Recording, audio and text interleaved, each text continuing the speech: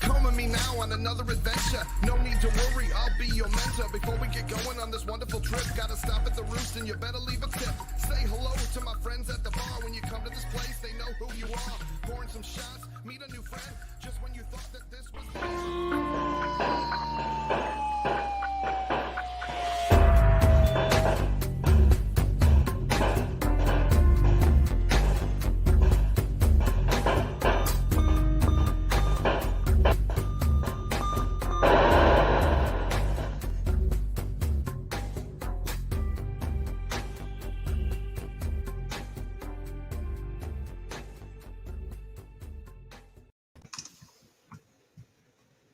Oh, hey, we're live. How's it going, everyone? Welcome to ASTROSMASHED. Look at that. Bowling and Vectron. I'm going to go with bowling. I've been playing Vectron. Welcome, everyone. Yeah, another tab. I had to run and grab another tab. Right on.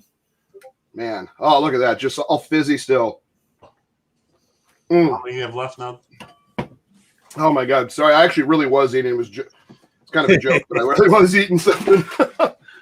But anyways, welcome to AstroSmash Mondays. We got a lot of topics to cover. Before we do, I want to make sure that you guys, if you haven't heard, the hurricane brought in a lot of floods, and our good friend Retro Rich from Bacon Ice Cream Productions, he lost pretty much everything he had. It breaks my heart as a collector, but also as just, I mean, everything in his house. It wasn't just like games and stuff. It was like everything. So I have in the description of the video here the GoFundMe. We're trying to raise some money for him. Please click on that link. Donate what you can to really help a guy out that his whole family's just kind of uprooted and not knowing kind of what to do and how to get stuff back together. And it's just heartbreaking. So please, in the description, please check out that link for to donate to Retro Rich. Shows that anything can happen to anybody at any time, right? You just don't know.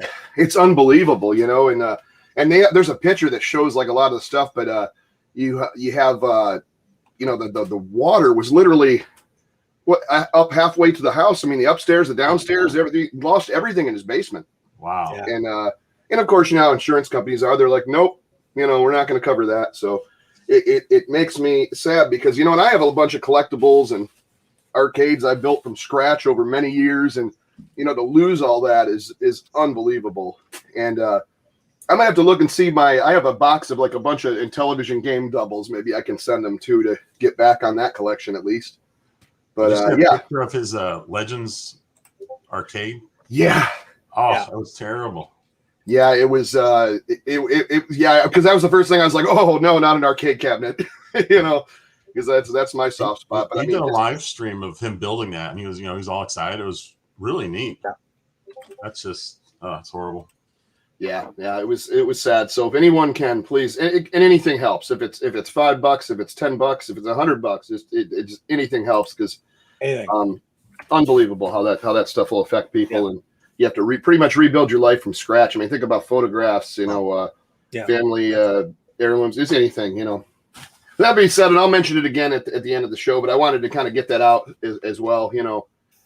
And one more quarter, how's it going? And yeah, so anyways, so I had a couple topics here and some really fun topics. My first one was to get let's see if I even have it in here. I don't know if I had it. I don't think I had it in here as a banner, but I was looking on eBay because we always talk about how expensive and how ludicrous, Spaceballs reference, that is some of these prices are. So I was on there. I don't know if you've ever seen these. Now, I could be wrong on this, but because this is stuff I don't see as much. This was the big one. It was Psycho Stormtrooper Orphan Overlays. Yeah. It was Series 3. The buy it now price, I believe, or even the starting bid price was $1,598.33. Yeah. $1,999 Canadian. Well, no, this is Canadian too. Oh, is it? Yeah. I mean, I think, and I couldn't remember if that was buy it now. I didn't write that, but are they really going for that much? Those Psycho Stormtrooper overlays? I saw like Popeye and Q-Bert in there, and ones aren't that you don't selling. normally, that's I mean, unbelievable. I guess you can think about eBay, right? You can put it up for whatever you want. If somebody If someone buys like it, maybe some rich collector goes, "Hey, I want those. I'm just going to buy them." That's right. It's like the kid on the corner in New York City with the newspaper say, "Read all about it." He said, "How much paper?" Goes $1 million. And geez, you're not going to sell any papers like that. He goes, "I know, but I only have to sell one." Psychos, I don't have any of them. That's a very high price, but super hard to get. Yeah, I mean, to me, I mean, if they're super hard to get, maybe $100, even $200. I mean, that's insane too. But like for overlays, I guess I want them because I wouldn't have them and they're hard to get. But I was like, my goodness. But yeah, it was $1,598 Canadian. And I can't remember. Like I said, I don't remember if that was the buy it now or if it was a starting bid, which would even be more ridiculous. Yeah, exactly. And David, you always would go over those sealed games, so those are always. And speaking of sealed games, another one I thought was unbelievable. And this is maybe just someone thinking they're cashing in on the nostalgia, but as a collector, you would never pay this. A regular Mattel Electronics Sea Battle, sealed, but it's sealed. $199 starting bid, or I'm sorry, buy it now. Did you believe that? Do you think some of these prices are coming from that crazy water company that's been inflating prices for a year? It's just a person who managed to have it says, "Well, I'm going to throw it up for this. If I sell it, great. If I don't, I just as soon keep it." Like they wouldn't sell it for $200 or $300. I couldn't see anybody buying that. There was a Congo Bongo cartridge up there, just cartridge for $159. That's about normal, I guess. Luke was actually messaging me earlier today saying, "Take a look at this," and it was it's sold today too, $405 for a complete, not sealed, not new, but complete and very, very good shape Fathom. Oh yeah, I keep forgetting about Fathom. That's like one. I don't think I've really ever played Fathom either. At least not on the original hardware. If you want to pop it up, you got one here, right there, yeah. There's that Psycho Stormtrooper. That's the one, and that's Canadian money. Is that the one from today? Then that's the one I looked at. So it made it to up there right now. If you wanted to buy it. Oh, it's still going. Wow, it's still going. A buy it now price or make an offer. I mean. There's no way. I mean, it's thrown up there at this price. Like the person's got 8 feedback. So is it just someone that just wow? I mean, who would have known stuff like this would even? And there's people bidding right now on this. Nobody's bidding. It's a buy it now only. Oh, that's a buy it now. Okay, so then there must be a couple because the one I saw was 15. So maybe he's got a couple up there. I just searched for Psycho Stormtroopers, all I searched for, and this is what comes up. He raised it up to the buy it now. I just think that's way too much for overlays. Oh, it's crazy. It's crazy. Yeah, Series 3. Yeah, I saw they had, because they had like the weird ones that I think because there was never any Donkey Kong or Q-Bert or Popeye overlays. If I'm not mistaken, maybe there was. If I'm wrong, please correct me. But looked like there was stuff in there that were made for a lot of games that never had overlays. So I guess that's kind of cool. I'm not too worried about an overlay unless it's something that's gonna. I mean, I like them complete, but I mean, like if I got like a Congo Bongo or a Tropical Trouble and it was complete in box with instructions, but it was missing an overlay or something, I'm probably not going to lose too much sleep over it, unless it's something that needed to really help me. Right. They had a pole position, kind of a messed up, crushed up box, 0 bids, but opening bid at $78, and it was just instructions and the box and the cartridge, and it was real bad. And then I scrolled down some more, found a buy it now. Beautiful pole position, complete in box for $169. So it just doesn't add up sometimes. It's just whatever they're going to have. Yeah, so Parker Brothers never came with overlays. Yes. See, I didn't think so. So when I saw like the Popeye and I think there was Star Wars, what's the other Parker Brothers, the Frogger, the Q-Bert.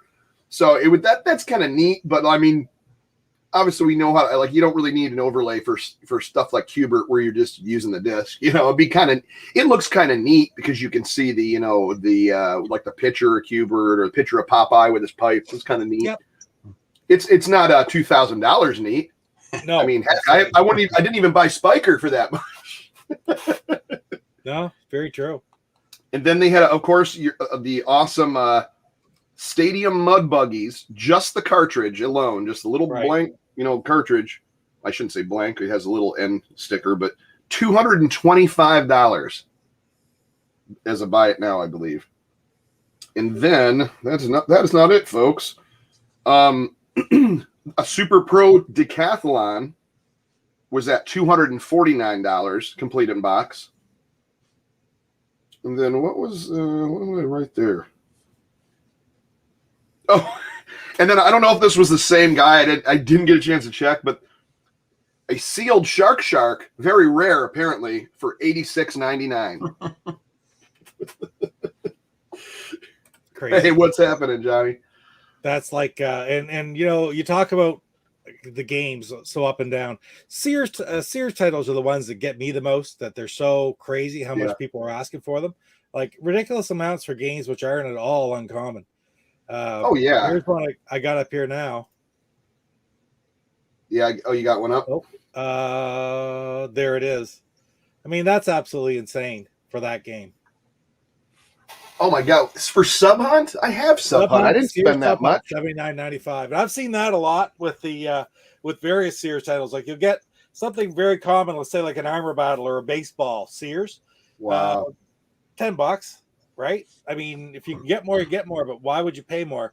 Yeah. But then somebody all of a sudden will have one listed for $99.95. And there's some groups that have had some of these games on here for these prices, $80, let's say. And they've been on there in perpetuity. They just renew every time, and somebody eventually will buy it, but it never ever sells. And that's what you have to be so careful about with eBay, right? Yeah. eBay's always the one. Luke says, yes, US $15 USD max on that. Precisely. I am going to back up because I got a few others I could sort of see, so you're going to see it on the screen here too. But I always love doing Sears searches. Like I love it too.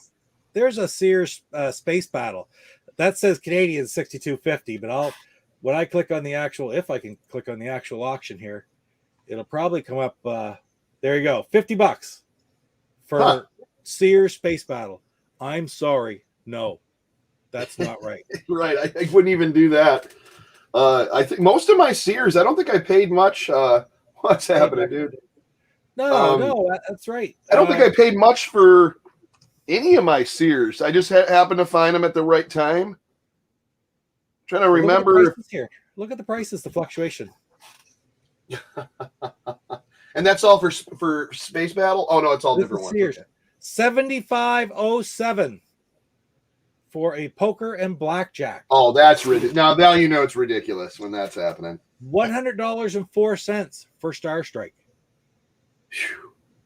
It's crazy. These are not. I still need to get Snafu.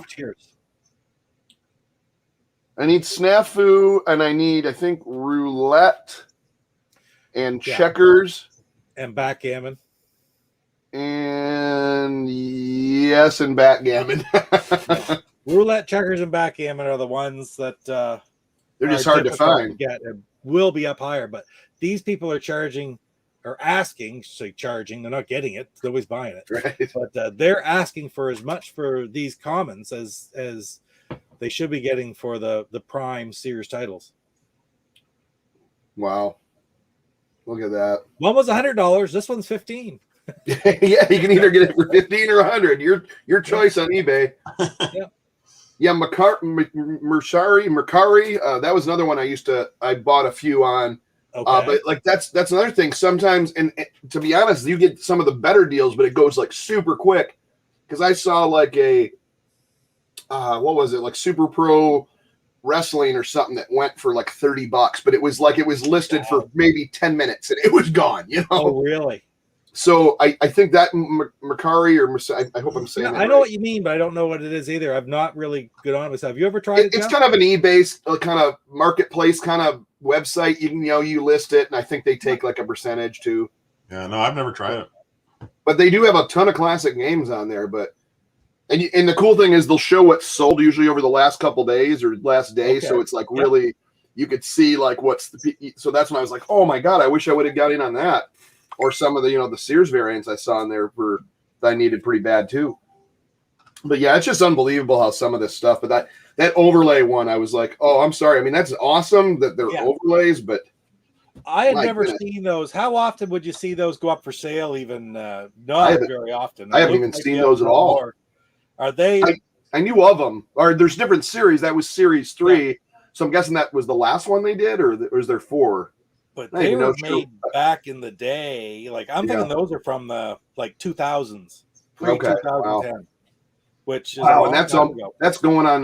Wow, that's a long time ago now. If you think about it, sort of before the retro gaming, really heated up. But things are starting to be made because they started making homebrews, early 2000s, and it's really ramped up the last 5 years. But even like the Sears overlay set, right, which is 6 or 7 or 8 years ago now, you never see it for sale anymore. See, those would be kind of cool because and it also isn't like insane. I'm sure they're expensive, but $2,000 for a set of overlays. Wow, and some you don't even really need. I mean, I know it's cool to collect, but that's ridiculous. No ifs, buts about it. That is just ridiculous. Now I got to ask Jeff: have you played any other games, or any other games become your favorite on the original Intellivision? I showed the Vectron overlay. So you played it. I was playing that on my Intellivision 2, and then I noticed it was on the flashback. So I go, let me try it on there, see if the controls are any better. I gotta say the idea of the game I think is really cool. And I think it could be a good game, but the controls are just god awful. Yeah, and the difficulty is just ridiculous. Yeah, it's just crazy. I mean, it's not even fun. You can't, just trying to pass one screen. Like, this isn't fun. But there is a good game in there if they would have made some adjustments. It's pretty unique. I mean, what's it closest to? Something like Tempest in a way. I mean, it's kind of like the bottom half of Tempest where you're scrolling around shooting things, but you have other objectives besides just shooting. That is kind of how it started out.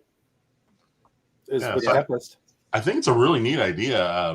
The execution, man, I don't know. Even on the flashback, the controls were not so great. I wanted to try to get into that again. I played it a couple times over the years, and I sorted it. And then when I read the instructions and kind of learned a little bit more about it, I tried it again. I don't know. It's not my favorite. I mean, everybody knows that, but I'm about to try to play it again and really get into the how to do it and try to get good at it. And then I'll give a final verdict on that. But it is not one of my favorites. It's not saying it's not a bad game and not a very cool idea. I just can't seem to way too hard. Yeah, the concept is maybe pretty good, but the way they pulled it off just doesn't use the side buttons to scroll back and forth with the square and then trying to shoot with the disc. It just isn't even comfortable. It is the ultimate in hand cramp games. Yeah, that's one problem is the controls. It's very difficult. Well, anything where you're relying on the side buttons on an Intellivision controller, as you know. Yeah. Plus the top ones. The top ones are like the free what is it? Free movement. I've never gotten them to work. I've tried it. I don't know what I'm doing wrong. I couldn't get it to work at all. Vectron is more fun. Hit and you'll either free move or you'll move to the next needed spot, and it will stop there for you. So but you have to turn the freestyle and I can't remember what the other was on your overlay there. You have to switch back and forth between the two with a keypad button, I believe. So Michael Higgins says Vectron is more fun hacked. There was a hacked version. Would it have like better controls? That would be kind of something I'd be into seeing. Nick, what's happening? I also tried out Mission X. Yeah. I didn't read the instructions because it looked like a straightforward shooter. Like a River Raid style? That's what I thought, but maybe I'm doing something wrong. When I was shooting, nothing was getting hit. Like nothing at all. I would have to drop bombs to hit stuff to get any kind of points. That's because of your altitude. So you got to go down. I didn't know fluctuating altitude for the fighters coming at you. We got incoming here. Time to get down. Say hello. Coco. Michael There. says disabled the nasties. I guess that would make it a lot easier. Oh, yeah, there you go. Messing with a few videos. Yeah, stream just kicked off. We were just talking about insane eBay prices for Intellivision games and overlays, apparently. A set of overlays, the Psycho Stormtrooper overlays, have you ever heard of those? We're $2,000 right now. Buy it now. So if you really want those overlays, get them now. $2,000. Pete, that's different than the overlays you got from C-Mart, right? Yes, I got the Sears ones. The Yeah. Sears. Oh, okay. Yeah, I got the Sears ones, and that's you want to talk about. Okay, here's an investment for overlay. I don't know if Luke still has any or not, but if I can find them. And they had like a cool box they actually came in too, right? These overlay sets Yeah. are kind of neat, right? So it's a set of Intellivision Revolution overlays, Series 1, very similar to the Psycho Stormtrooper ones, right? Yeah. The box design. I think those look nicer. You got a big old box too. And there's a picture of all the different overlays Wow. that are in the set. Those are all homebrew games that have been released by Intellivision, published by Intellivision Revolution over the Nice. last while. At least, again, Series 1. Is there more series than that, or they just do the one? This is the first and only now. And say I got these from the Intellivision collector himself, so he may have more. Wow. Yeah, that's pretty sweet. I speaking of the homebrew games, I went on Television Revolution. I think I'm going to buy Unlucky Pony's Adventure. Oh yes. It reminds me of Super Mario, but like different. I don't know how to explain it. It's pretty awesome. Yeah, Unleash your hidden brony. Unleash your hidden brony. But yeah, so speaking of homebrews, I thought I'd go over because I talk about them, pull one or two off at a time. Yeah. But I was going to go through just a few of them that I have here. Let's get a couple of these out of the way. They're not necessarily home brews, but I had to get this, because I like Intellivision hockey, but the Slapshot Super Pro Hockey by the Blue Sky Rangers. And it's the 2018 Blue Sky Rangers Backstock Reissue, they call it. And I just thought that was kind of cool. I don't have the original, so that kind of made it to my shelf. Did maybe Luke might correct me if I'm wrong, but I think I'm right. But those were released by Blue Sky Ranger. Steve found a whole bunch of cartridges and manuals. So they reprinted the boxes, and those are original cartridges and manuals. That is sweet. That is really sweet. Yeah. I'm quite sure that's the story behind it. You can get it for a pretty good price, too. But the Steve Roundy, like I say, when they were cleaning out, like he found a case of cartridges. Yep. Correct. There you go. Yeah. So awesome. What you have there is actually all it is the original with a reproduction box, but reproduced by the original Intellivision. Now, what about the Spiker ones? No, that's not. Darn it! Oh. Buy a bunch of those, start selling the cartridges and manuals separately. No, that'd be. But terrible. that's the big argument, right? Is like, and you can contest that. At the end of the day, like it's not a matter of life or death, so who cares? But you have Blue Sky Rangers, who are the original Intellivision company, re-releasing Spikers. So does it count as the 125? There's been a lot of controversy and discussion about that, but it at least is considered one of the 125 with an asterisk. Right. Yeah, I agree with you there. Yeah. And then here's another Blue Sky Rangers one. I love the little sticker, by the way, they got on the back. Yeah. This is Land Battle. Have you played that? I have not. I bought it and it went on my shelf, and I did That's not. anything because I have lots that I haven't either, but I just really wondering about that because I definitely do not have that. I've looked at it a couple of times. It's kind of you got to prioritize the ones you get and the ones you don't, right? Yeah. And that'd be a good. I'll have to make a video. I'll have to make a video on that. There's only a couple. This might be the one of the only ones. Well, the Slapshot I already played before, but I just wanted it for the collection. Yep. So those two, I never even opened. I just put them right in protective cases and went right to the shelf. But Mike said he's played. Michael Hayes says he's played Land Battle. I've not played it. Maybe you wrote it. Did you write it, Mike? Might have. Yeah, so I might have to do a video on that. Maybe I'll do one on Vectron and one on Land Battle, just because. But now we'll get into some of the ones that I really think one of my first, not first, but one of the ones I went, wow, this is a genius idea and it's such a simple game, and it's Go Sub. Go Sub has literally it feels like it's a original Intellivision game. Oh, so Land Battle was an original unreleased Mattel game. Okay, gotcha. I was wondering why it was called, because they obviously had Sea Battle, so Land Battle would be like one that'd be similar. It's like an expansion, a more detailed, more expanded version of the tank game from Triple Action, isn't it, Michael? That's kind of what it looks like on the back, because it's a bunch of little it reminded me almost like an upgraded Armor Battle or like you said, like a Triple Action tank game or Combat or something like that. But yeah, that's I do have to play it. I really do have to play that. But yeah, Go Sub is just so awesome, and it's just kind of, you're just this little submarine going around the little maze, grabbing the keys, opening the door. I don't know what to tell you. It just plays so well. It's fun to play, and the one I have has a bonus. This has Super Go Sub and Original Go Sub, I think. I don't know if they were all like that, but it says that on the Tactical Enhanced Challenge of Super Pro Go Sub. They so I thought that was pretty neat. They are all like that. Oh, there's one right there. So say, where the blazes to go? Yes. Yeah.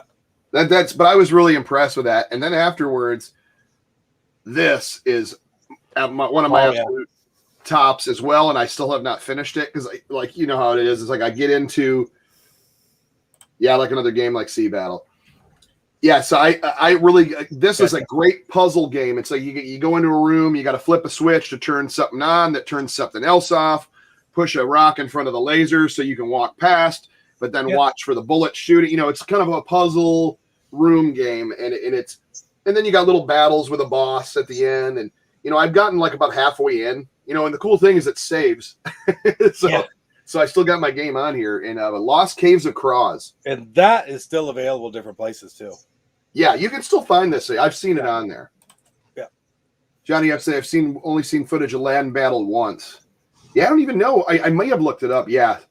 Croz is awesome. That was one of my favorites for a while until we get into the next one that I actually really like. And if anybody's looking for Go Sub, I don't know. Luke did sell them back in the day as well. So Go Sub's one that you can still pick up. You can still get it too. Like some of them are still available. Some of them are, oh my God, I wish they were still available. Yeah, a lot of these you'll find. I mean, even though eBay's kind of weird, a lot of times you can find a good deal on eBay or sometimes I'll go on a lot of the television groups on Facebook. You'll have a fan or some of the programmers. They'll post, hey, we got a couple lots of these. Get a hold of us. So that is really fun. But Croz, great homebrew. This I thought was pretty genius. I mean, they basically took the Ms. Pac-Man. These I haven't seen too often, and if you do, they're up there in at least a couple hundred right now. Yeah. But I got this because I am a huge Pac-Man fan, and the Ms. Pac-Man, you always wanted that. I had it for Atari, but that is. Oh, he says Go Sub. Yeah, Go Sub is available at a Television Revolution. So there you go. You can still get it. Yep. Great game, and I recommend get it now before they run out of those, because you won't be disappointed. If you love Intellivision games, it feels like it was made at the same time as all the other ones came out. Very, very good. Box art used to be the way to sell games. Yeah, you're right. Yeah, that's how we all did. We looked at the back and went, I mean, all the way up into the 16-bit era, you didn't have really much other than magazines in the back of the box. But this version of Ms. Pac-Man is delightful. They have the arcade level, which they, now mind you, it does the old school television ratio. It's not a vertical kind of game. They kind of made it wide, like the original one. Yeah, Ms. Pac-Man is darn fun. It really is. Anybody's watched this wants to Go Sub. Luke says better get her now because there's not many left. He only has 2 or 3 left though. Get your Go Subs now. Well, I love promoting these guys. Like I love promoting these, selling these homebrew games. I just love seeing what's coming down the pipe later. And this here, and I love, I always see these familiar names on some of these great homebrews. Carl Mueller Jr., which I believe did the D2K as well. Yeah. And then and David Harley.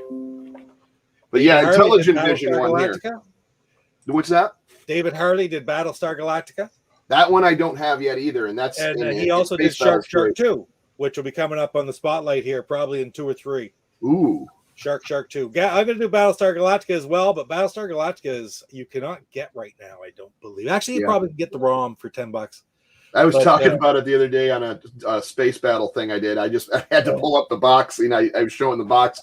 I was like, that's sweet when they kind of redid that. I was like, that because that's originally, I think, what they were trying to do with that.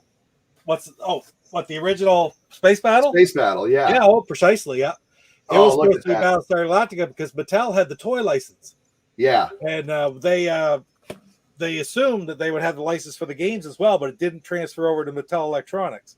So actually, if you watch one of the very first promotional videos before the system was ever released, it shows 3 or 4 different games. And it's like poker and blackjack's there. Actually, what is it? Slots? Las Vegas Slots is there, which never was released. And the Space Battle is Battlestar Galactica Space Battle. Now, I did see there's a homebrew up there. I think it's NTV Basic Volume 3 that has a slot machine game. Yes, yeah. And I'm kind of curious to see how that is. I'm going to have to look it up, but I might have to get that. Speaking of that, MTV Basic Showcase Volume 1. Or is this Volume 2? Volume 1. Which one? Oh, that's the Showcase winners. This one's got the Battleship game on it, which is fantastic. And then it's got what was the other one? Oh, Goats. Oh, you think Goat Nom, where you kind of had to go through like a thing where things are getting thrown at you and you're like a little goat. And then my favorite is Zyx, ZYX. I think it's called Zyx, where you're this little dude. I like the cartoon depiction of him, the little red guy there. And you're kind of I can't remember if you're catching stuff or you're shooting things. I think you were catching things. God, it's been like a couple years since I played this. But this is a great little 3-game collection. So if you really, what is it? Las Vegas Roulette, Craps, and Slots. that was the one. The other one that wasn't that never ended up being published that they showed. I would love to see that too. Yeah. But yeah, these are great. Now they're up. They had a Volume 2, which I don't have, and then Volume 3 is up there right now. Like you said, you mentioned the slots. I was like, I saw the slot machine kind of face on that. Oh my goodness! I accidentally hit the run button there. Yes, we are always shilling for the homebrew creators, publishers. But yeah, and now I got a couple weird ones in here. And I'll be honest, I knew about this game, and I think I played it on a computer console before, or one of the computers. But I just picked it up and put it on my shelf. I literally have not popped this in. But this was BC's Quest for Tires. Oh yeah. Another one you really don't see too much, I don't think, anymore. No, I can remember that being out. That was quite popular in the like the Amigo and the C64 and stuff. Commodore 64, I think, is what I played it for. Yeah, and so I saw it looks very, very good port, and I was like, yeah, I'm gonna have to get that. It's like Moon Patrol, right? Jumping over rocks and jumping over holes. And then, yeah, go ahead. No, I was gonna say that one's hard to get too. I think that I don't think you can get that very many places. Although I do remember when Television Collector was still open, Luke did have one for sale for a while. I wish I had picked it up because I would love to have that game. Yeah, I just love the color art because it's BC, and I was like, I like the little comic art on the front. Yeah. You think any homebrews will come to the Amico? I do think so, because if you saw a piece of dust flying in my face, there was on the Evercade collection, they had the Princess Quest homebrew added to that collection. Right. So I think Intellivision may have talked to a few of these publishers for the homebrews. I don't know. I'm just guessing that we are going to see eventually some of these homebrews either come into a collection, or maybe even some of the ones that are popular get remade. Ghost of Amico, anyone? Tommy actually mentioned that I think they are talking, and it's a possibility that some of these homebrews could be coming, which would be awesome. I mean, maybe yeah. Absolutely. Yeah, I mean, they have to, especially some of these. I mean, think of the love and effort people did to put on these things. Like I talk about all the time. And speaking of a great one, another one, everybody that knows anything about video games has played this in some way, form, or another. And this is just the Intellivision version of Oregon Trail, but it is Oregon Bound. And played this quite a lot because I would just missed playing Oregon Trail back in the day. But yeah, I'd love to have a copy. it's Oregon Trail for Intellivision, and it's fantastic. And yes, I have beat it. I made it to Oregon, and yeah, I thought it was really Custer's revenge for Amico. Well, hey, we have Beat 'em and Eat 'em. Let's say beat 'em and eat 'em. Beat 'em and Eat 'em's available for homebrew for the Intellivision. So Make that a 4-player game and put it right on the Amico. Yeah, should go for that audience, right? Yeah, but Oregon Bound, great one. If you see that, pick it up, especially if you're a fan of the Oregon Trail games. This one I probably can't show. I could show, and I think I mentioned this. We'll show the good spine. Space Can't. there you go. And then, yeah, let's just say it has a, well, whatever. You get the picture. I like that. I don't have a copy of that one either. But yeah, that one has like the IntelliVoice looking box. They had a couple different boxes for it. Yeah. Here was an odd one, but I'm glad I got it because I do not see this anymore. Just a really weird game. Kind of like one of those, just kind of goes per round and your levels get a little faster and harder. Yep. But it is Hotel Bunny. Okay, yeah. The oddest homebrew, I think. And I just thought it was ridiculous looking. So I was like, I got to have that. So if you see this, buy this. It is just a little fun it almost seems like a little mini game. I don't think I paid that much for this either. And but yeah, I bought this I think when it came out. But yeah, it's just a little it's just one of those ones you got to have it. If you have a homebrew, you got to have that in your collection. Chuck, I got to ask you, like you obviously, I'm looking at you have a great, yes, that is a fat cat. Be ready. Be ready. He's a big old girl.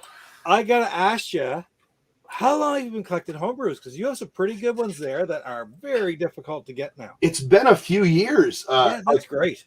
Yeah, I was always, I had this even before the YouTube. I was collecting a lot of these. I would just watch them come up. I have a ton of like Intellivision Revolution T-shirts too because they had their IntelliWare line for a bit. Okay. I don't know if that's still going because that was really sweet. I had one that has all of, like the new characters all in their Intellivision greatness. But I guess it's been quite a few. I'm trying to think. My first one, God, when did some of these come out? Like when did Hotel Bunny come out? Oh, 17, 7 years ago. I'd say probably since 2013 or so, because I started getting into it when I first saw Christmas Carol and Old School, but then I never pulled the trigger on buying them. And now I wish I would have. And then I kind of followed them. And then finally I started seeing some and I'm like, I need to start buying them. So then I just kind of started buying them after that. And I think that was back in 2012, 2013. So I think you just named it. So what is your biggest regret for never having gotten it? Christmas Carol. Christmas Carol. For sure. I remember going, man, I could buy that for $70 or whatever it was at the time. And I'm like, man, that's a lot. But now seeing how some of these have gone into the couple hundreds, it is a regret. I'm trying to think different things. I mean, I'm just sort of starting too. I'm really just starting in the homebrews, and seriously, in the Intellivision. I guess I've been buying Intellivision and trying to get all the Intellivision long before I ever really consider myself a game collector, just because I love the system so much. But I was paying like $3-4 for all these games on eBay and have them shipped to my sister's house, and it was great, But I wasn't wise enough to pick up probably the $80 spiker at that time, right? Oh. I'm talking 2002, 3, 4. Radio Shack, and I mentioned this before. They had a warehouse full of those Super Pro games and all the newer games. Yeah. Like they had a ton of spikers ready for purchase for $15. Wow. In their catalog. Because I was ordering. That's when I brought my Intellivision out to California. I went to a Radio Shack up the street, and that's when they had the big old catalog. Yeah. And I went to the back and I saw, Tandyvision games. And I'm like, what's Tandyvision? They're like, oh, that's old Intellivision games. They have a whole warehouse full of them. I was like, oh, I'll order a few. So I ordered Q*bert and Popeye and a bunch of ones I just never had growing up. I got a stack of them. I saw all those Super Pro titles. I'm like, who wants volleyball? I could have bought 40 copies or whatever they had in the warehouse and paid off my house. Unreal. I was just looking on eBay. Spiker. Oh. The last sale on eBay was in July. That was that $2,000. That was the $2,000 one. Yep. It's because I saw it when it was at $800, and I was like, man, and I don't have any money, and I'm like, I think I might have to get that because it's just worth it. And then it climbed up to 1,000. I was like, oh boy, I don't know, maybe I should still. And then it went up to like 1,800, and I'm like, okay, forget it. And then it sold for $2,000. But that's the only one since July, so I guess those don't trade hands too often. And no, they don't come up very often. And Rich makes a great point here. Same thing here. I've sold off my Turbo Duo, my huge stack of Turbo Graphics and PC Engine games, ton of my Intellivision games that I bought from Radio Shack 2, new old stock. Yeah, right. And I sold everything I had because I was out doing music out in California, and I wanted to pay for the whole year of my rent, and so I sold everything I had. Didn't normally do that, but I was like, these people don't, because no one thought games would be collectible. And I was like, you know what? I could buy these all again when I get settled in a house. And yeah, not really. So I know how it is. It's true. But Jaw Crusher, I really like this game. And I didn't realize it was on, I think, the 2600 or the ColecoVision, one of the two. I think it was the ColecoVision. But I played this and had fun with it. Just kind of a little, I don't know if you want to call it a maze game, but you're just like a jaw or a mouth. And then like the gobstoppers or the jawbreakers kind of rolling around. Just a fun little game. That's pretty cool. Had several Amigas, Ataris, and televisions with ECS. Oh, had to move houses, still had a decent collection. I mean, that's good if you kept something, anything you kept, My biggest regret, besides a lot of the Intellivision stuff, was my TurboGrafx stuff. It was so I had so much of that. I remember seeing my heart to listen to say you sold all your Turbo Duo stuff. Like, oh yeah, my original, it was the North American Black Turbo Duo. Yeah. Worked perfect. I mean, perfect. I bought it brand new. I took such good care of it. It was my prized thing. And at the time, I think they were going for like a couple $100, or it was going. Or I'm sorry, I bought when they were new. I think there was like a few $100. I'm like, hey, I'll make a little profit. Maybe someone likes these, And then now they're like, and I had the box. I'm talking, I had the box, the styrofoam, the pack-ins, everything. It was in beautiful shape. I mean, what you see those going for thousands now, and it's or at least 1,000 in box. Yeah, original carded Star Wars figures on clearance for $1. Exactly. Who would have known on any of those toys, like a G.I. Joe, He-Man, all that stuff? That's when kids just took them out and played with them. You didn't keep them in a box. You didn't keep, I have one friend that has his mother. Anytime they bought like something like a big set, like a for instance, like a G.I. Joe, like aircraft carrier or the helicopter, and she would buy one for whatever holiday or birthday, and then put the other one in the attic. Buy one, keep it in the box, because I guess she what he told me was like his mother used to be deep into Barbies and found out that all her Barbies that she got rid of was sold for thousands and thousands of dollars. So she started doing that with toys, which I wish I would have done, but who knows? Yeah, it's all, if your parents didn't know that, they're not going to do that. Half my toys, when I stopped playing with them, my mom would go downstairs. I'd come back from school.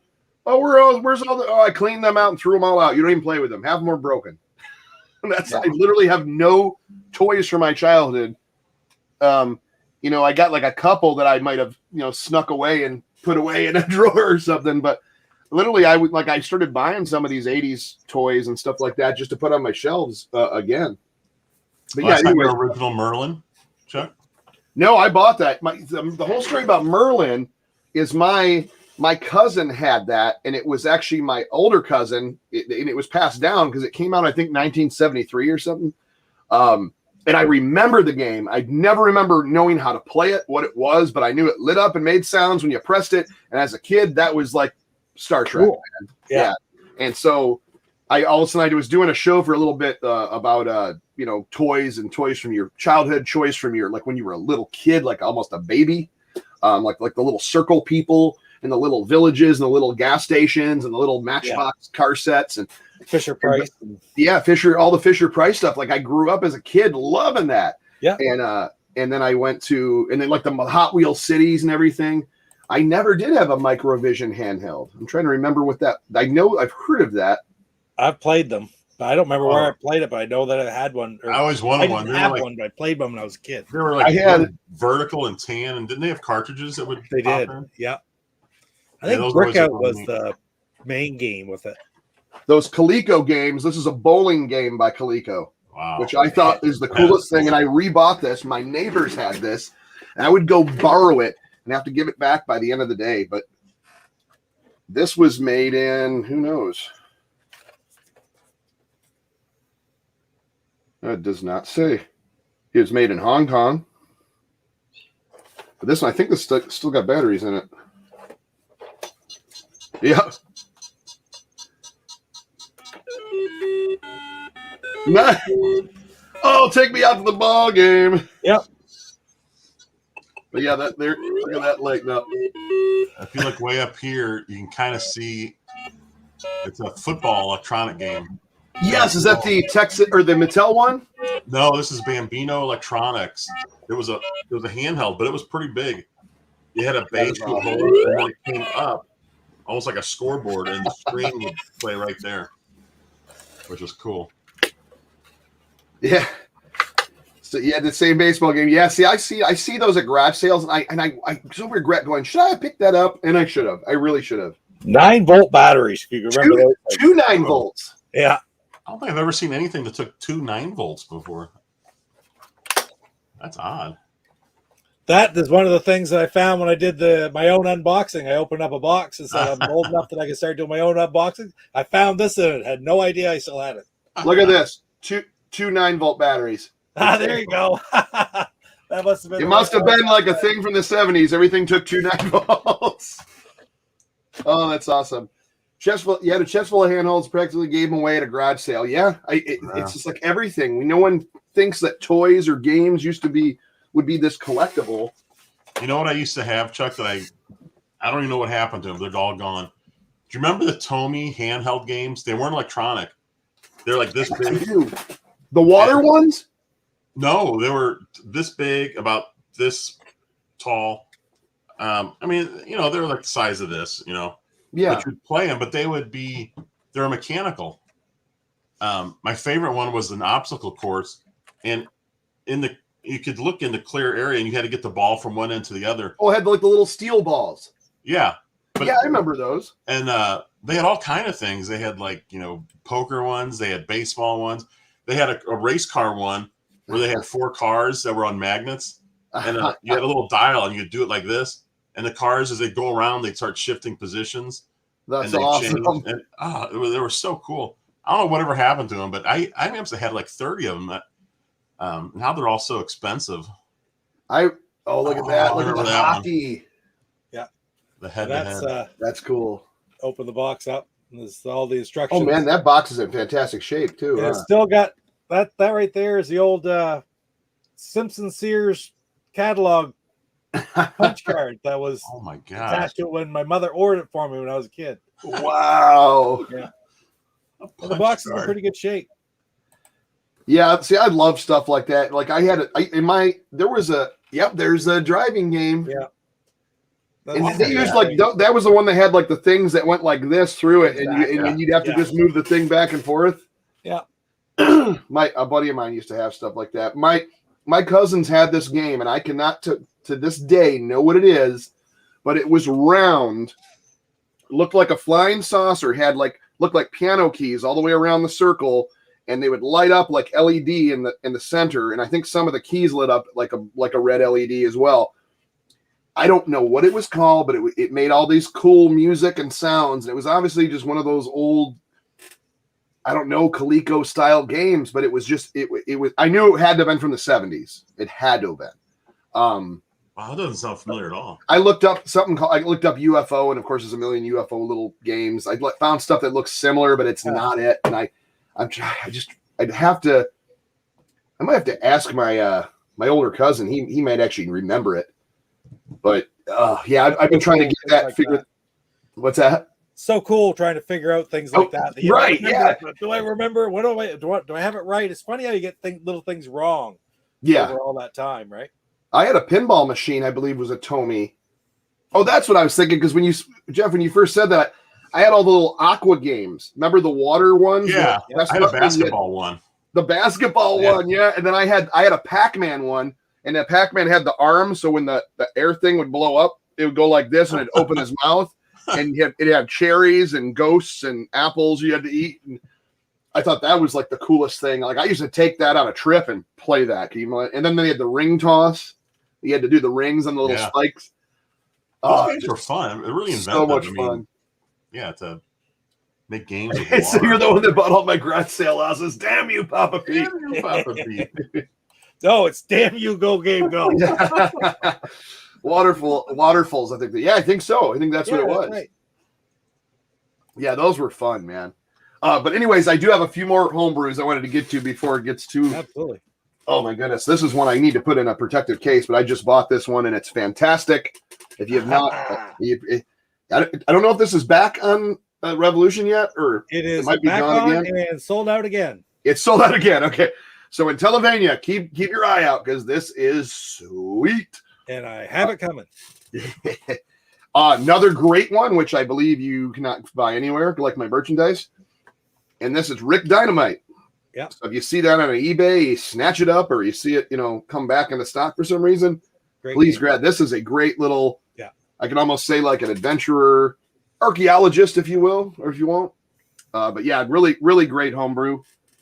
And then saving my all-time favorites so far for last, but Hover Bubber I really like. I don't have an IntelliVoice, or I don't have my original. I don't know what happened to it, so I got to rebuy an IntelliVoice. I keep saying that for like the last 2 years. But this also has a voice feature on it, which is I don't have the option to hear it yet because I don't have that. But yeah. But Hover Bubber, a cool little kind of, you're mowing lawns and it's like what did it say? The Jim won't mind if I borrow his mower, and then the neighbor gets mad and comes after you because you're mowing the grass and mowing over his flowers. Really cool. I think the cover's hilarious, and look at they got the circles like the old school art. Yep, that's beautiful. Hover Bubber for Jeff Minters. There are a few of those left. Scott Nuds. Not very many. This was 20 Llama Sauce. This was 2016. Yep. Another great series which we've seen almost on everywhere, and I'm almost 100. I'll say I'm 90% sure that this will be coming some way, shape, or form eventually on Amico. Because I know Tommy's heard of this, and that's the Sydney Hunter series. This is a beautiful, beautiful game. They've made it for Commodore 64. I think they have an NES version, a Sega version. They've done a lot of different ports of this. It's one of the, I think, probably the most popular homebrew. At least, I don't know how much. I mean, now there's so many of them, but at the time, this was just a thing, man. And it is. You see any of the Cine Hunters for Intellivision? Pick those up. They're awesome. I do not have Steamroller. I wanted to get it, and I think it was sold out by the time I went to buy it, or by the time I was like, okay, I'm going to spend the money on it. But Steamroller looked really sweet. But my all-time favorite David Rolfe game, right? I think so. Steamroller was done by David Rolfe, who wrote the ECS, Checkers, baseball, most notably. But Steamroller, seems to me, he did it for ColecoVision. They got ported over. It was originally a David Rolfe concept. That's pretty neat. My favorite, and I know you have this, Pete, but my favorite of all time, and it's one I just got, I think, earlier this year. And we know it is A Tale of Dragons and Swords. Great. To me, this just shows what the Intellivision was capable of doing, even back then. Look, you got the giant bosses. It's the dungeon crawler, Zelda-esque adventure, little kind of RPG. It's like a little bit of everything in one. It's just a great game. And once again, I played about halfway in, and but luckily it saves your game. Wow. And I cannot wait to get in. This is a Kai magazine, Oscar Kenneth Albiro Ingalls, 2020. Oh yeah, I got this. Was it last year this came out? Okay, I guess it's been a year. Last year. Yeah. But I love the artwork. It's very like dark and spooky, and the dragons just blasting the big flame. I was so impressed by this game, and I did do a video, and they ended up putting it up on the website. It was like me facing a TV. It was like it was one of my earlier videos, but I can't say enough good things about this game, and I think Kraz was my top for a bit, but this Tale of Dragons and Swords, that's my top right now. And I'm still waiting for one more, it's the Sorrow of Someone something. Yeah, it's not. I just remember it's the Sorrow of, and it's a ways I away, ordered that almost. God, it seems like it's been almost a year, and I haven't seen it yet. I remember that. That's been a while. Yep. Yeah, so I'm hoping that comes out soon. Steamroller's the only unopened one that you have. Yeah, the only two I haven't opened was that the Blue Sky Rangers ones. But yeah, now I kind of want to play the land battle. Now I really, really want to play that. Yeah. Is it one player game, land battle? Let's see. Now that I've buried it. I think it was Michael said it's like a sea battle only on land. Yeah, I would think that would have to be. Have you guys run into any homebrews that are 2-player only, like some of the old Intellivision games? Well, Defender of the Crown's another one I never got that I kind of regret. Yeah. What was it? I'm sorry, Jeff, what'd you say? Have you run into any homebrews that are strictly 2-player, kind of like some of the old Intellivision games? No, I mean, I haven't, but okay, so perfect example of what you just said. This is a 2-player strategy game. Okay. Is Land Battle. Oh, there you go. So then I guess it just says it's just 2-player, it looks like. Capture your opponent's flag to win the game. So it's a capture the flag type game. Oh, there you go. To Vendor of the Crown right there. Yeah. Look at that artwork. Oh, it's beautiful. That is I get on that. That's open. That's just in a protective case, but I've opened it up. Like, I got to do a stream or something with that pretty soon. What type of game? I've seen like the screenshots. What like is it? I played more on the the old. Actually, what was it? Was it C64? It was on.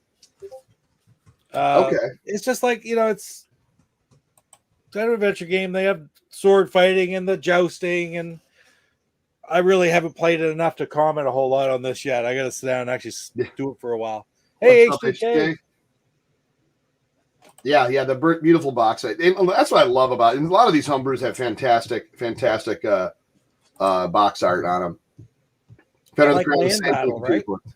Oh, King of the Mountain. That was another one. See you got some good ones too that I don't have, man. That's another game that was made way back in the day, but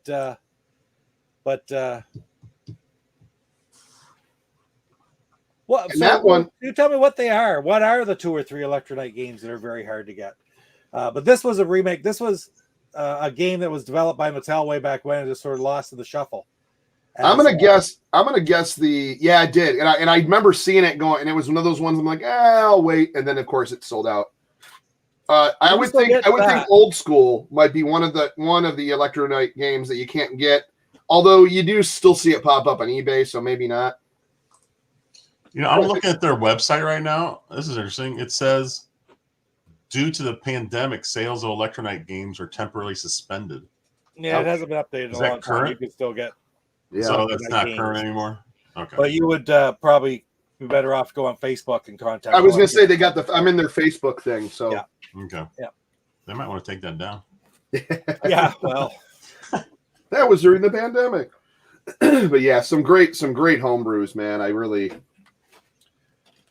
love my homebrews, and I was going to kind of. It's almost like I'd rather spend the 60 or 70 or 50 or whatever they're going for than to just try to keep going on the 125. But then again, yeah, the 125 is going to just keep getting worse too.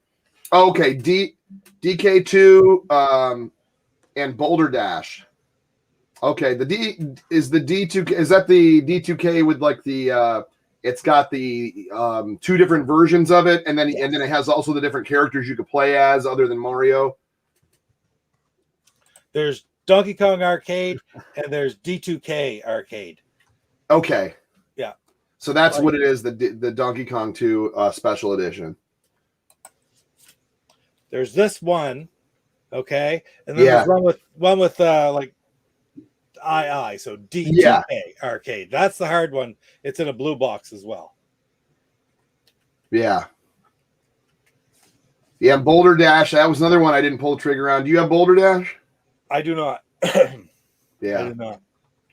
This is the next game I'm going to do on the on the homebrew spotlight. Actually, I'm going to do a fantasy. Ooh.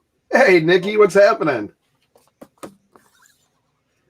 And here we go. Luke says, message me if anyone wants any Electronite games. I can help you find them. There you go. Ooh. That he can. Now, who made Christmas Carol? I'm trying to remember who made the Christmas Carol game, because that's the one I really want to get. Even though maybe it might not be the greatest, I like that. I really, really want to get that. No, I think it's considered one of the best ones out there. Wow. And it's always like about almost $300 or 250. Yeah. Yeah. But the ROM has been given away for free since, so but it's not the same as having the original fantasy. That's the make of the arcade game done by Dr. Ports. It's been available in a few different places, and it may be available again someday. But for now, I will be, and you can buy the ROM on Atari Age. But $10, you get everything electronic you need: the box art, the manual, the overlay. Oh, I did not realize that, Luke. The special edition of 2K is a regular edition, and the special edition, it's the special edition that's hard to There's find. 2 different versions. I did not know that.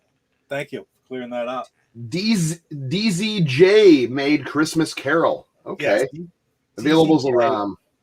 Yeah, unfortunately, I don't have a not cuddle cart. What is it called? The LTO flash. Yeah. But I'm also one. If I'm going to have the game, I'm going to want the physical box, because I'm just way too old school, and so I don't really buy too many. I don't buy any ROMs because I'm not too savvy on how to do all that. But I'm sure I can figure it out. But I want the box. I want the box. I want the overlay. I want the cartridge. I want both. Yeah. I mean, I wouldn't mind having it to play it, but I'd also like it on my. I can never see me buying, like, if I'm looking at a complete inbox homebrew game, I'm not going to go, nah, I'm just going to buy the ROM. I'd rather, I'm the collector in me is what makes it. I have to have that box copy. Yeah, I'm all about the physical. Oh, look at that! Look at that! Sports games, right? That's so sweet. And I really want the one I really want is the Wizard of War. That's one of the ones I really want to get. But yeah, of course. Awesome. That's so, and what a cool cover too. And of course, it has the IntelliVoice voice on it, so it has like all those cool. Listen for the wizard's taunts when your IntelliVoice speech synthesizer is used. That is awesome. To end it off before we go, I wanted to. Oh yeah, there you go, an LTO flash. Yeah, that's basically you download it from your computer, you plug that into your computer, download it, and then plug the cart after you have it all downloaded. Software you use to put it on here, and then to flash the ROMs onto that, and then away you go. That's sweet. Yeah. I made a list, and I kind of did a video on this. I don't know if any of you guys want to add to this, and this kind of, because Jeff's been kind of getting into playing the original hardware as well. Was the 10 games you'd most likely recommend to someone that says, hey, I'm either was in, because there are a lot of people that actually like pre-ordered Amico that never even played in television. They kind of like the idea of like a retro game or action game or arcade game they could pick up and play. And so I kind of did a video, I think last week or earlier this week. No, it's not. It would have been last week. That I said, 10 games that I'd recommend. And mine. Oh, here we go. That's when you're ready to buy Wizard of War. I have access if you can't find. Dude, I most likely will. Because that is one that I do want for my collection. And you are the man. Because I do want that one for my collection. I will. Hey, we got a trivia question yet tonight? Oh yeah, we think of a trivia question. I had a couple, but they're going to be so easy to answer. I think Luke would probably be able to stump us a lot better. But my list, and let's see if I had it. Oh yeah, here. So my list is kind of weird but kind of cool. I say you got to own Night Stalker. You got to pick up Astro Smash. Very cheap games to pick up, complete in box with overlays, instructions, which are always Utopia. Beautiful, beautiful game. Obviously, Bowling. And Deadly Disc, the Tron game. Burger Time. Baseball, I'd recommend champion baseball or championship baseball because that way you can do 1 player or 2 players, and you got the slide feature. Makes it more fun to steal bases. I had to throw poker and blackjack in there because of Shifty Eye Dealer. That's just my childhood. That was the pack-in we had before anything. But then I threw a couple oddballs at the end. That's necessarily odd, but some of Magic games, but not the ones most people recommend. I would say Beauty and the Beast. And I think it was just an amazing, weird game, Microsurgeon. So those are my 10 that I would say. I agree. All great games. Trivia coming up. We'll get a couple trivia questions and then then we'll call it. But yeah, like I don't know. I always remembered playing Microsurgeon as oops, I'm gonna take that now. It was just I don't know, something weird I remember. I don't know what you guys think about that, but that's that would be my 10. I mean, I could go 20, I could go 30. It's hard to narrow down. There's not a game there on your list that I would say no, it can't be on that list. How could you? Every single one of those are a great pick for your top 10. I mean, at first, the worst ones I think to recommend for a first timer would probably be poker and blackjack, or overall, or out of your 10. No, out of everything. Like I would say, maybe it'd have to be like Vectron. Vectron. What was the other one I was gonna think of? Who's playing Vectron? Like, do you want that to be the Jeff's playing Vectron? Jeff's trying to learn the Vectron tonight. And like what would you like? Could you imagine or handing someone, okay, hey, you've never played in the television, you're kind of skeptical on it. Here, Vectron and Space Hawk, have a good time. Yeah. They're gonna give it Space back Hawk's to you the next day. Yeah, no, I hear you. Even like something like roulette is. Oh yeah. Oh, here we go. One Intellivision game variant was released by the manufacturer with having an Atari 2600 label on the Intellivision cart shell. No copies were found of this version that didn't have the Atari label. That's crazy. Well, because when I started reading, I thought he was talking about the boxes, and I was thinking of the Pac-Man, the Atari Soft versus the other one. But hey, a television game variant was released by the manufacturer with having an Atari 2600 label on the Intellivision cart shell. And all of them came with the Atari label. Wow. Man. I mean, I have... I have 1, 2, 3. I have four Intellivision Atari games here. I guess I can look at what I have and see what they have on them. Oh my god! I just dropped my Crayola crayons. That sucks. Oh, they broke. I'm actually gonna. Jody Up says Centipede. I'm gonna be very careful. Because this I have like an absolute mint Dig Dug, and I'm gonna check Dig Dug really quick. But that Dig Dug wouldn't be the Atari. The Atari Dig Dug label was the silver and red one. That's what the way I'm understanding the question is that it had an actual Atari 2600 sticker. Yeah, on the television cart. Huh. Which to me means it's going to be either in a Magic or it's going to be an Activision. Ooh, that's because they're both pumping out games for both Atari. Said not Centipede. So Atari and Intellivision. Wouldn't be a television game because they don't have any labels on it. Dig Dug doesn't have a label on the card; it just has a little small sticker with Dig Dug on it. Hint! It wasn't a typical Mattel shell. No, so that would mean it's. But I can't think of any of the Magic games because there's only a few of them that were done on both Demon Attack Atlantis, but they're both blue and the better looking. Hey, Fastback. What's happening?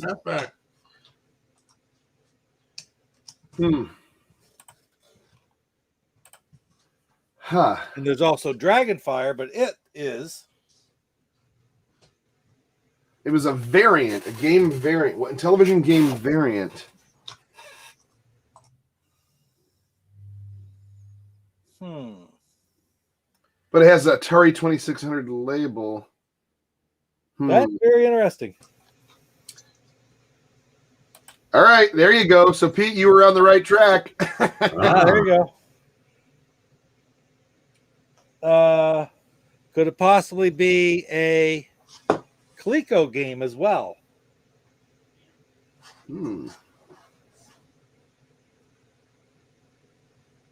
But you would think if it was the Atari Demon Attack, maybe? It would be bigger. See, It says 99% sure you guys do not own this variant. It doesn't sound like it. Okay.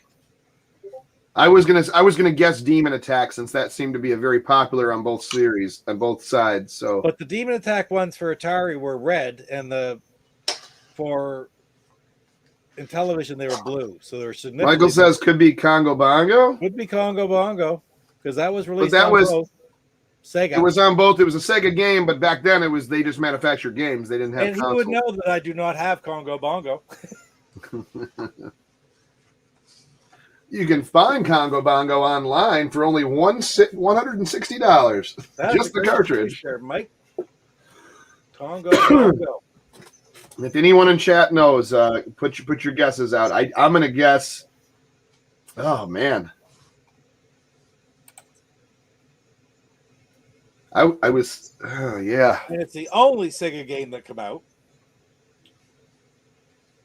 Therefore, my guess, I agree with Michael Hayes. Look at that. Hold on. It's part of. Oh, okay. We were all thinking of a Magic.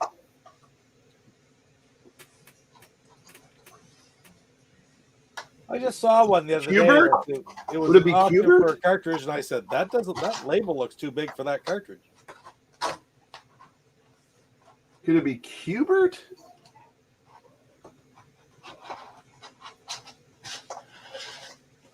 I mean, there's Frogger too that was big on the Atari 2600, but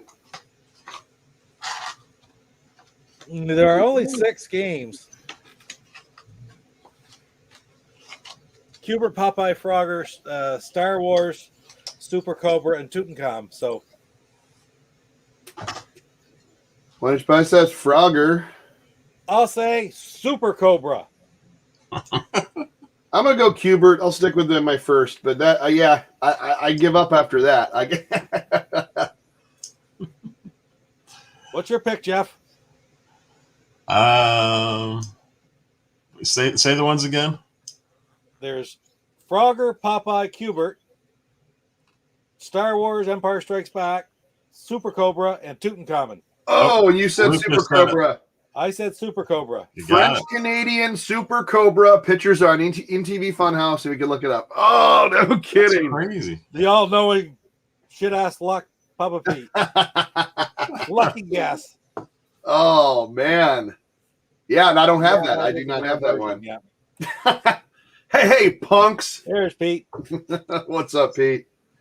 That's a good question right there. You had everybody thinking there, Luke. Yeah, that man, that's I wouldn't have guessed it.